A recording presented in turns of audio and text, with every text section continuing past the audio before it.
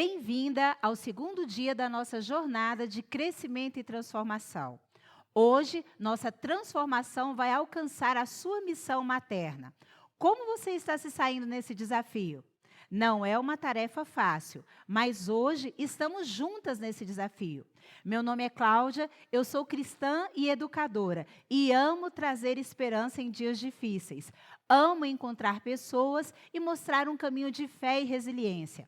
Essa fé, ela foi forjada em mim desde o dia em que eu nasci, quando precisei conviver com perdas, dores e desprezo. A vida de todos nós é cheia de dias difíceis assim, não é mesmo?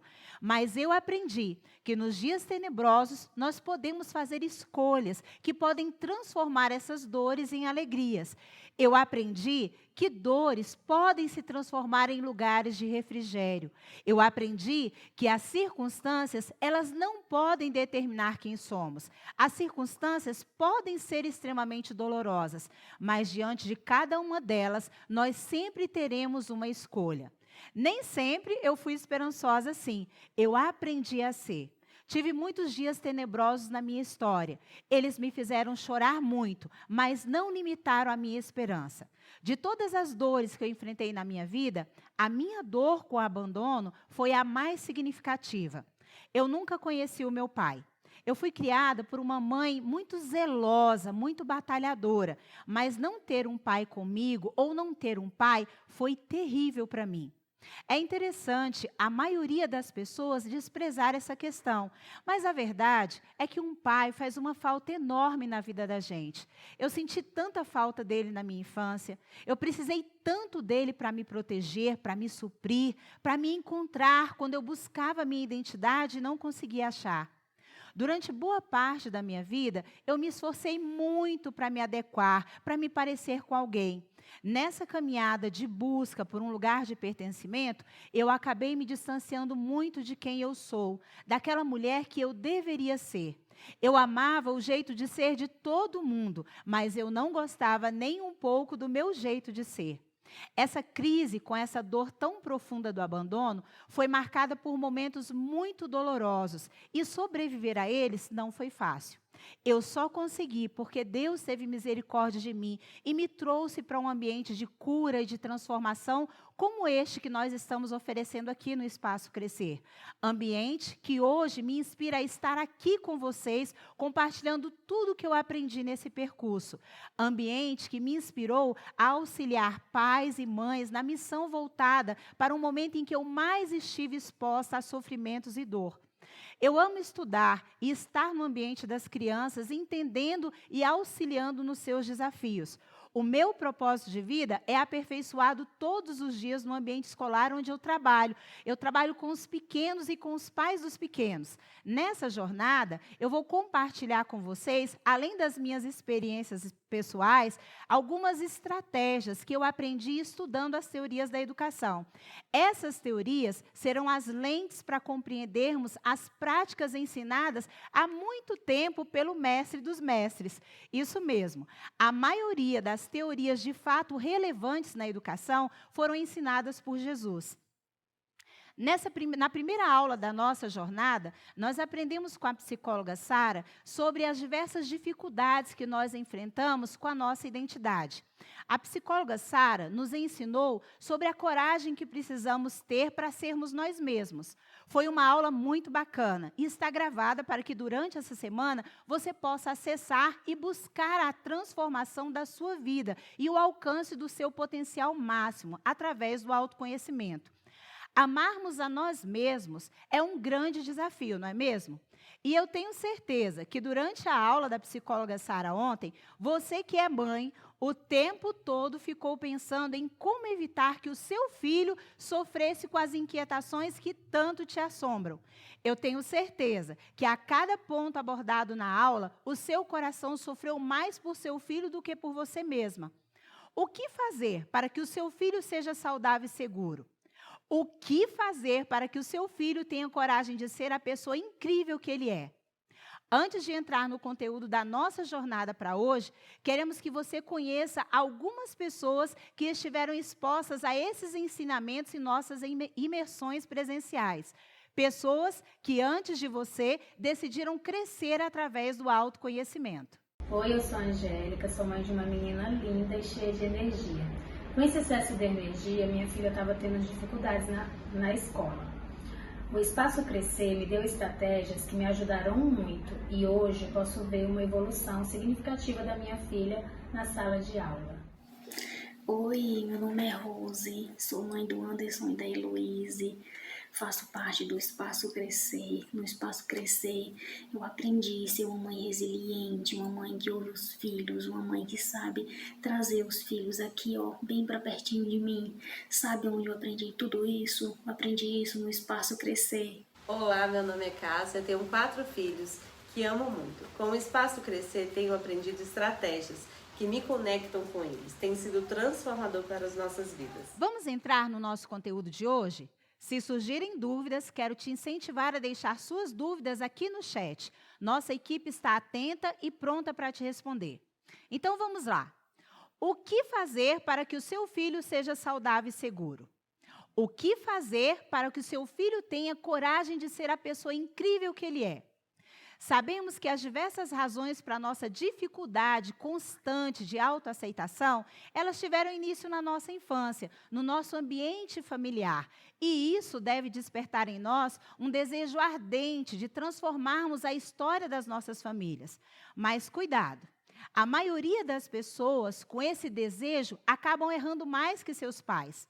Outro dia, eu ouvi o relato de um adolescente envolvido com alcoolismo e os pais estavam desesperados, dizendo que tinham feito tudo o que podiam para que o seu filho fosse feliz, sem identificar a razão dessa compulsão por álcool. No desejo de serem pais incríveis, estes pais sempre deixaram esse filho livre para fazer suas escolhas. Desde pequeno, deixaram o seu filho livre para ser feliz. Quando nós fomos aprofundar o entendimento a respeito desse caso, nós percebemos que aquele adolescente era muito inseguro e o temor era tão grande que ele se refugiava em bebidas. Isso é, para ele, o mundo se tornou um lugar tão responsabilidade sua que ele se perdeu no meio de uma relatividade que o deixou angustiado e sem reação diante da vida. Os seus pais, no desejo ardente de fazer diferente, se excederam no peso que impuseram ao seu filho. Eles achavam que decidir pelo seu filho era arbitrário e que tirava dele a felicidade. Mas eles estavam equivocados. Gente, imagina comigo a angústia dessa criança. Ele tinha que decidir tudo desde pequenininho, e isso era pesado demais para ele. Ninguém escolhia nada por ele. Ele tinha que decidir tudo, decidir a roupa que vestiria, mesmo sem compreender as diversas implicações climáticas ou de adequação aos ambientes. Ele tinha que escolher o que comer, mesmo sem compreender as implicações de uma alimentação adequada. Ele tinha que decidir sobre quando dormir, entre muitas outras escolhas. O problema é que ele não estava preparado para isso. Era pesado. Então, essa história dessa família comunica algo ao seu coração? Você tem muita vontade de fazer diferente dos seus pais? Eu vejo muitas pessoas desequilibradas nessa busca. Por isso, se você quer uma mudança significativa e para melhor na sua família, não parta para essa mudança sem passar por um processo real de cura. Isso mesmo, os seus pais com certeza erraram e você precisa ser curado destes erros que eles cometeram para não perpetuar o ciclo da ferida. Mesmo que a sua intenção seja a mais nobre possível, você vai acabar ferindo seu filho sem querer. Por isso, preciso te incentivar a iniciar o seu processo de transformação como o primeiro passo para ser uma boa mãe. Para que o seu filho ele seja saudável, você precisará estar saudável na sua autoestima. É impossível ter um filho saudável sem uma mãe saudável também. O segundo ponto a se pensar é em que um processo de cura autêntico, nós não rejeitamos os nossos pais, até porque eles nos deram aquilo que podiam dar. Nenhum pai ou mãe acorda de manhã com vontade de fazer mal ao seu filho, mas infelizmente, pais cometem muitos erros. As variáveis deste caminho precisam ser levadas em conta. Num processo de cura, vindo da parte de Deus, nós amamos muito mais os nossos pais. E junto com esse amor, nós somos capazes de acessar um ambiente de redenção e equilíbrio para toda a nossa família. Sozinhos, nós vamos traçar diversas estratégias, mas com Deus entenderemos a profundidade do processo de cura que Ele deseja para nós. Esse processo de cura começa em você hoje, entendendo que a partir de você, Deus deseja trazer vida para todos ao seu redor. Então, não encare essa jornada como um momento de adquirir apenas ferramentas. Encare essa jornada como um lugar de cura para você e para toda a sua casa. Vamos entender um pouco mais sobre essa construção em que você está empenhado na missão materna? A autoestima, ela é uma construção de vários padrões neurais. Padrões de comportamento que foram criados em nós pelos nossos pais desde a nossa gestação. Já lá no ventre da nossa mãe, nós recebemos estímulos que ativaram caminhos neurais. Caminhos neurais que são construídos aqui na nossa cabeça com informações que vão circulando em nosso cérebro e se tornando vias bem fortalecidas. E fortalecidas principalmente pelas emoções, que têm o poder de fazer com que essa via seja inesquecível.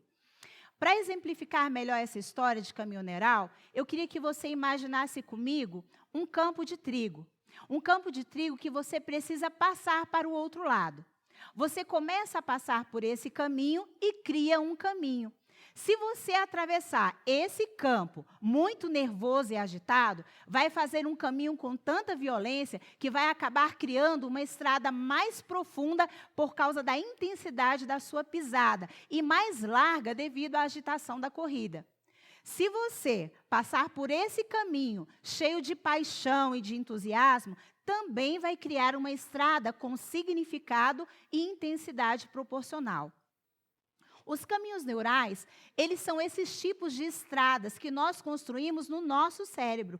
Desde o ventre, você cria padrões neurais que, dependendo da carga de emoção, serão caminhos mais consistentes para você. E mesmo que esse caminho seja um caminho desagradável, ele está lá. E por ser um caminho que você conhece e por ser mais previsível, você sempre preferirá esse caminho. A autoestima, ela é construída assim. Informações que nos são dadas e, dependendo da carga emocional associada, se torna a nossa verdade a respeito de quem somos. Um bebê que é muito desejado por seus pais, ele vai desfrutar de momentos de muito amor na barriga da sua mãe.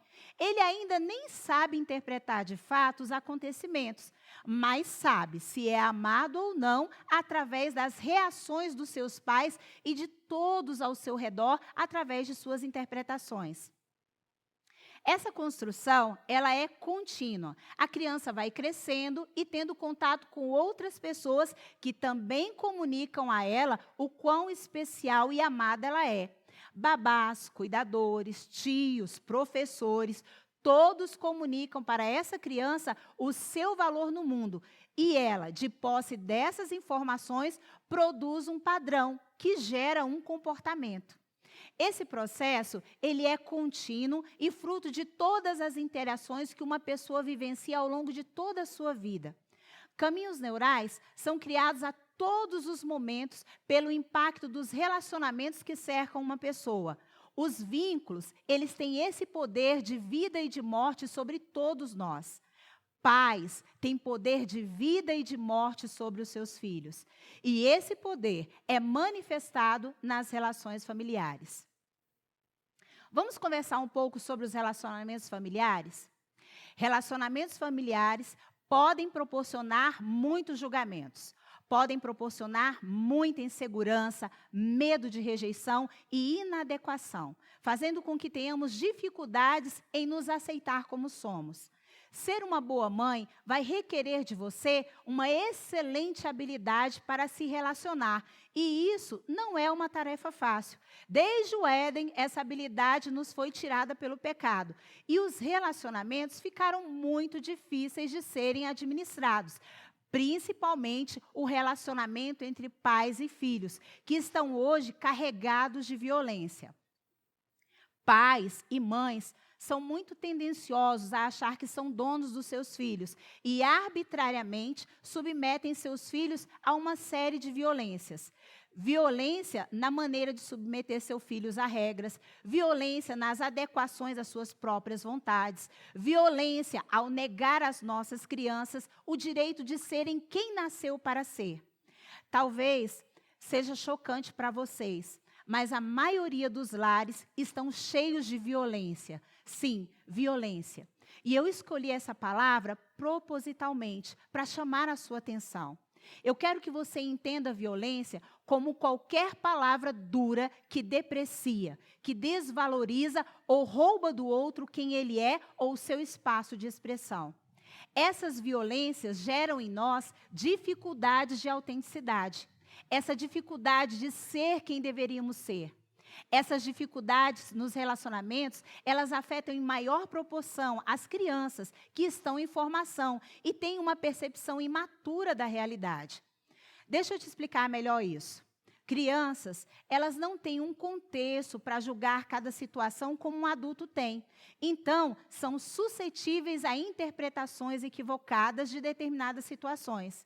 Crianças são péssimas intérpretes das situações. Estão sempre antenadas e percebem tudo, mas, infelizmente, não têm a capacidade de interpretação que um adulto tem. Por isso, ambientes conflituosos são um desastre para elas. Mas não se engane, ambientes conflituosos são um desastre para todos. Todos são feridos num ambiente assim. Todos são assolados. Todos nós somos assolados pela ansiedade, pela angústia e opressão desse tipo de ambiente, você entende? Os relacionamentos, eles são um desafio, como já mencionei, e nós precisamos melhorar nossa postura ao nos relacionarmos, principalmente na nossa família, porque a maioria percorre um caminho de violência e, como consequência, temos famílias sofrendo por não entenderem um caminho saudável e bíblico para a educação dos filhos. Eu quero que você entenda, o medo de ser rejeitado sempre dificultará a autenticidade. Então, eu devo ser sempre amável e nunca contrariar meu filho? É sobre isso que você vai ensinar? Não, não é sobre isso que eu vou ensinar. A permissividade, ela é tão danosa quanto a violência. Existe muita confusão no ar quando tocamos nesse assunto. E o meu convite a você é olharmos para essa questão na perspectiva do mestre dos mestres. Jesus, isso mesmo, ele era o mestre dos mestres. Ele tinha em si toda a sabedoria e excelência na prática. Você já se perguntou o que Jesus faria se fosse pai de um adolescente? Eu sim, muitas e muitas vezes. Principalmente quando usava as receitas prontas que me ensinavam para educar crianças. São tantas, não é verdade? Mãe sofre tanto. Imagine uma mãe professora. Ô, gente, eu sofri muito e ainda sofro. Então, eu quero que você venha comigo. Eu acho que eu posso te ajudar com os passos que eu já dei nessa missão. Eu quero que vocês voltem comigo num momento muito importante da caminhada de Jesus, quando ele se encontra com as crianças. Vocês se lembram dessa passagem narrada nos evangelhos? Ali, Jesus nos ensina 2 princípios fantásticos para a educação de filhos saudáveis, usando os princípios da neurociência. Primeiro, ele corrige os discípulos por não permitirem que as crianças tivessem acesso a ele. Nós aprendemos aí que crianças também precisam ter acesso a Jesus para darem conta dos relacionamentos familiares. Assim como nós, as crianças também estão sob esse poder do pecado e têm dificuldade de se relacionar como nós. Se você não levar seu filho a um relacionamento com Deus, ele provavelmente vai ter muitas dificuldades, não só na dinâmica familiar, mas também em todos os relacionamentos. Quando nós entendemos que todos precisam buscar em Deus a capacidade para se relacionar, então um grande peso vai ser tirado das relações familiares, porque toda disfunção tem relacionamento direto com a desconexão com Deus. Todos precisamos ser religados a Ele, para que dele flua a capacidade que precisamos para nos relacionar. O seu filho precisa de Jesus para amar a família dele, para cooperar com a família dele. Todos precisam de Jesus para deixar essa tendência que nós temos ao egoísmo. Só com o fluir da graça de Deus, nós seremos capazes de viver o nível de renúncia que a família precisa para ser funcional. Para nos relacionarmos em família, nós precisamos daquele nível de amor sacrificial que jorra da cruz até as nossas vidas. Quando a família compreende que os relacionamentos são impossíveis sem Jesus, aí então inicia-se um processo de transformação nessa casa, que vai acabar de vez com toda a violência emocional, de regras arbitrárias, de desobediências, de desrespeitos, que todos nós tanto detestamos ter em nossas vidas. Jesus deve ser a base, o alicerce da sua família. Além desse problema de desconexão, nós temos ainda o problema de que as famílias cristãs, em sua grande maioria, se esqueceram do poder dos vínculos. Eu quero que você observe Jesus. Ele sentou-se e estabeleceu um relacionamento com aquelas crianças. Jesus nos sinaliza ali que os vínculos são extremamente preciosos para os pequeninos. Hoje, nós estamos vivendo uma realidade assustadora, onde vínculos não são cultivados. Jesus viveu em nosso meio para nos ensinar lições que só Deus poderia nos ensinar. Você já parou para pensar por que o Deus criador de tudo que existe e Senhor de todo conhecimento e sabedoria teve uma postura intrigante nos seus momentos de ensinar e guiar a humanidade à redenção? Eu quero que você reflita comigo. Por que esse Deus tão poderoso em conhecimento escolheu sentar-se com grupos pequenos e ensinar através de parábolas? A resposta é que o fato de Jesus se conectar e se dispor a compreender tão bem as pessoas fazia com que elas quisessem escutá-lo. Jesus fazia isso porque compreendia o funcionamento do nosso cérebro. Afinal, foi ele que nos criou seres relacionais, não é verdade? Jesus, ele se conectava, pois compreendia a neuroquímica liberada no cérebro humano mediante o estabelecimento de uma conexão social. Essas reações nas estruturas neurais, elas banham o cérebro com dopamina e provoca uma motivação intrínseca que leva a pessoa a buscar caminhos para desenvolver novas habilidades e talentos para contribuir com o outro. Olha só, a conexão social, ela ativa alguns neurotransmissores que afetam a nossa autoconfiança e, quando liberados, dão ao cérebro a capacidade de sustentar posturas mesmo sob estresse. Os seres humanos, eles são seres sociais, que vivem em grupos e necessitam dele para a sua sobrevivência e bem-estar. Por isso, sentir-se aceito e valorizado dentro da família é extremamente importante para que o indivíduo ele se sinta seguro e possa desenvolver o seu máximo potencial para atuar com todas as suas habilidades.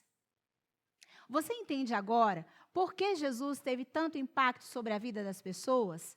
Deus resolveu se fazer homem para se conectar comigo. Era uma avalanche de amor sendo derramada, uma avalanche de reações neurais sendo provocadas para levar homens comuns a fazerem coisas extraordinárias. Jesus nunca desperdiçou o poder dessas conexões neurais. Você consegue entender o poder que você pode exercer sobre o seu filho se conectando com ele? Se você estiver conectado ao seu filho, ele vai te escutar. O maior instrumento de educação e crescimento é a conexão. Jesus se conectava com as pessoas, respeitando o seu nível de percepção da verdade ensinada em cada parábola. Quando estamos conectados, podemos até não fazer tudo da melhor maneira, mas não nos perdemos, pois os vínculos têm esse poder de redenção. Entenda, relacionamentos serão sempre uma grande confusão. Somos seres únicos, com temperamentos, ideias e percepções totalmente diferentes. Dentro da família, então, essas confusões costumam ser muito mais calorosas. Mas, se o vínculo for forte, nada será empecilho para que essa família siga triunfante em seus projetos. Uma outra observação importante sobre educação a se fazer aqui é sobre a questão da disciplina. Jesus sabia que precisaria confrontar os seus amados em coisas muito dolorosas. Ele exigiu de todos o maior nível de obediência que poderia ser requerido de qualquer ser humano. E ele conseguiu isso porque se conectou conosco e com as nossas necessidades. Sentado ali entre nós, sendo Deus, nos comunicou o maior nível de amor. Depositou em nossas contas um crédito tão alto que seria impossível para nós não permitirmos saques tão altos como o nível de resiliência que nos foi exigido. Muitos não sabem ao certo o que é amor, mas Jesus sabia que o amor é a justa medida entre afetos e limites. Crianças precisam dessas duas coisas. Se uma estiver em detrimento da outra, então não temos amor. Quando nós olhamos para Deus Pai, nós vemos Ele nos dizendo, não faça como qualquer outro pai terreno. Mas o não faça do Deus Pai é um não faça de amor, onde compreendemos que se fizermos, nós vamos nos ferir, você entende? Muitos pais, eles acham difícil demais dizer um não aos seus filhos, porque acham que vão feri-los, que vão danificar sua autoestima. Se você é esse tipo de pai, deixa eu te falar algo muito sério. Crianças que não experimentam o não como resposta aos seus comportamentos inadequados ou aos seus pedidos, costumam ser as crianças com a autoestima mais baixa, segundo algumas pesquisas nessa área. Por falta de limites claros, essas crianças elas se perdem na insegurança, por não saberem as rotas seguras por onde caminhar. Entenda, crianças precisam de limites, mas elas precisam entender a razão desses limites. Quando Deus diz não faça, na verdade Ele está dizendo não se machuque. Para o seu filho, as regras, elas são demonstrações de amor? Colocar limites não é uma tarefa fácil. E como eu sofri tentando acertar com duas adolescentes e as regras que elas tentavam toda hora violar. Eu dizia, não vai sair, te busca em tal horário, e a guerra começava a se instalar em nossa casa. Mas quando as coisas ficavam difíceis, eu explicava que estava dizendo não, porque eu as amava muito. Elas detestavam ouvir isso. Por isso, hoje, nós rimos muito desses episódios. E sabe de uma coisa? A gente ri hoje porque deu certo. Dizer não também é amar. Você ama tanto que é capaz de dizer não, mesmo quando isso é muito difícil. Esse desafio, ele é grande. E estamos aqui para seguir com você e junto descobrirmos tudo o que Deus tem para nos ensinar sobre educação de filhos. Com o poderoso Pai, nós descobriremos princípios fantásticos que nos direcionarão para um caminho de bênção na educação dos nossos filhos. Então, seja qual for o desafio que você esteja enfrentando na educação dos seus filhos, fique firme nessa estratégia. A estratégia é conexão. Olhe para Jesus, veja como ele se sentou com as crianças, como ele censurou aqueles que não tinham tempo para elas e como deu a elas a atenção que elas precisavam. Tudo isso sem ceder nos limites de segurança para que não continuássemos nos machucando com o pecado e seus danos. Vamos seguir juntos nessa missão? Aqui no Espaço Crescer, amanhã, vocês terão uma aula incrível com a psicóloga Sara, sobre como a sua autoimagem pode afetar o seu futuro. Sara tem ministrado a muitas mulheres e nós temos visto a boa mão de Deus atuando e trazendo cura e transformação. Não perca essa aula. Além da aula, nós também temos um presente precioso para você na nossa aula de amanhã. Então, nos encontramos amanhã para esse mergulho no autoconhecimento que pode transformar significativamente a sua história. Nós nascemos para crescer, e um crescimento significativo passa pelo avanço no autoconhecimento. Até amanhã.